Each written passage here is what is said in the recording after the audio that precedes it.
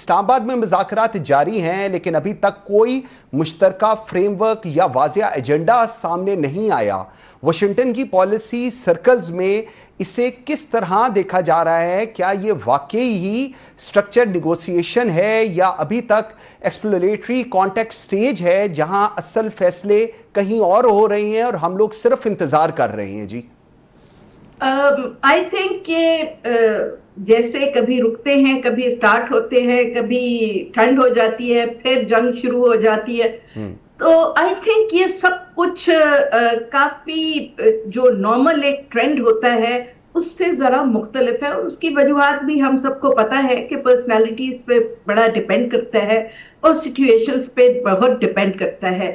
क्योंकि जो कुछ हमें नजर आ रहा है कि जी हॉर्मुज से तेल बंद हो गया है और जगहों पे अगर ये जंग बढ़ी तो हो सकता है सोमालिया वाला रास्ता भी शायद ब्लॉक हो जाए। जी, तो बहुत सारी इसमें चीजें हैं जिन पे फेयर्स हैं एक दूसरे के, और सबसे बड़ी बात यह है कि ईरान को अमेरिका के ऊपर ट्रस्ट नहीं है, बिकॉज जिस तरह उन्हें 2 दफा बिट्रे किया गया है, सो दे फील के जी जब तक वाटर टाइट कोई एग्रीमेंट ना हो उस वक्त तक वो उस पर साइन नहीं करेंगे।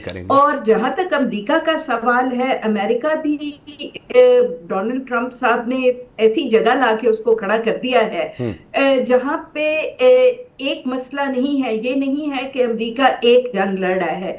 अमेरिका ने वेनेजुएला के साथ जो किया उस पे भी लोगों को बहुत शदीद गुस्सा है, कंसर्न है। यूरोप के साथ जो हो रहा है उस पे भी कंसर्न है।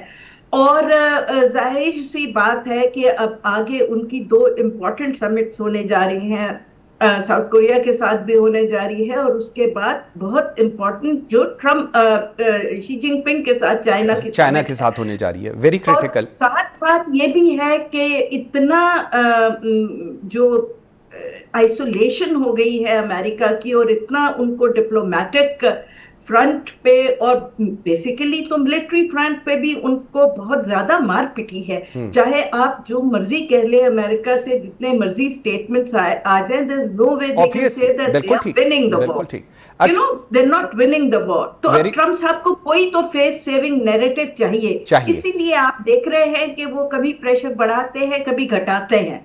बट आई एम श्योर के इसी घटने बढ़ने में पीछे जो डिप्लोमेसी हो रही है वो जरूर कारामद होगी। और आपने सही कहा कि negotiations naturally behind the scene होती। बिल्कुल सही।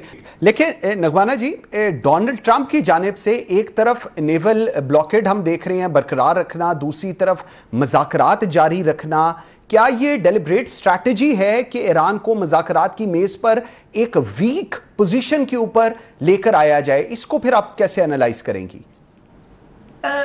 देखिए, इस तरह के मामलात में जब नेगोशिएशंस की तरफ, खास तौर पे फाइनल नेगोशिएशंस की तरफ जा रहे होते हैं, तो दोनों पार्टीज जो है वो अपना मैक्सिमलिस्ट अप्रोच थोड़ी सी करते हैं ताकि प्रेशर ना भी पढ़ सके, वो डालें कि अपने जो उनके अहदाफ हैं वो किसी तरह वो हासिल कर लें नेगोशिएशंस के अंदर।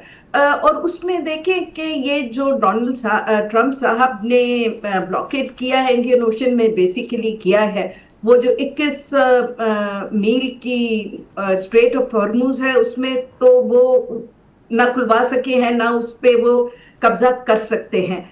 और ब्लॉकेट को भी अगर आप बहुत सीरियसली देखें तो वो भी बेसिकली तो ट्रम्प साहब के गले पड़ा हुआ है, क्योंकि वो कंप्लीट ब्लॉकेट तो है नहीं। उसमें से चीनी वो भी जा रहे हैं टैंकर्स, बाकी ममालिक के टैंकर्स भी जा रहे हैं, तो वो भी उनका ब्लफ जो है वो इतना कामयाब नहीं हुआ। दूसरा तो क्योंकि उन्होंने ब्लॉकेट किया तो उसकी वजह से ईरान ने फिर अपना स्टांस आपने देखा है कि बहुत हार्डन कर लिया है। उन्होंने पहले ऐलान किया कि जी हम बिल्कुल खोल देंगे, और जैसे ही वो उन्होंने ब्लॉकेट का किया तो वो फिर एक दफा मामलात जो है वायलेशंस की साइड की तरफ आए। बिल्कुल ठीक। हाँ, और दूसरा बात ये भी है, आई थिंक के यूरेनियम का तो जैसे आदिल साहब ने कहा, मेरे हिसाब से तो वो एक कोई इतना बड़ा इशू इशू नहीं ही है, नहीं। उसको अमेरिका इशू बना रहा है। ठीक। ईरान की तो बहुत स्ट्रॉन्ग पोजीशन है उस पे, एंड अमेरिका को पता है कि वो इस वक्त ठीक पोजीशन पे है, तो वो अजीब अजीब बाजुकात बयान दे देते हैं कि जी हम एनरिच यूरेनियम लेके चला जाएंगे, हाँ। 20 बिलियन दे देंगे। तो ये आई थिंक ये कोई भी सीरियस मैसेजिंग ओके। नहीं है, ठीक। क्योंकि ठीक। ये हो नहीं ठीक। सकता। लेकिन तो बाकी जो इश्यूज हैं उन पे आई थिंक उनमें सबसे बड़ा उनको ये हो रहा है कि जी ये हॉर्मुज खोले और ये युआन में पेमेंट्स ना करें ना और करें, इसको कोई international that's water actually declare किया हर्टिंग देम। जाए, बिल्कुल ठीक चीज है। नहीं मांगे। ठीक, लेकिन तो I think there are many other issues linked to the issue of nuclear. वो उसको एक, because general people understand that more, तो उसको फ्रंट लाइन में वो बना के वही रख पीछे के उसी मामला के ऊपर चीज चल काफी रही है। ठीक। डिफिकल्ट है।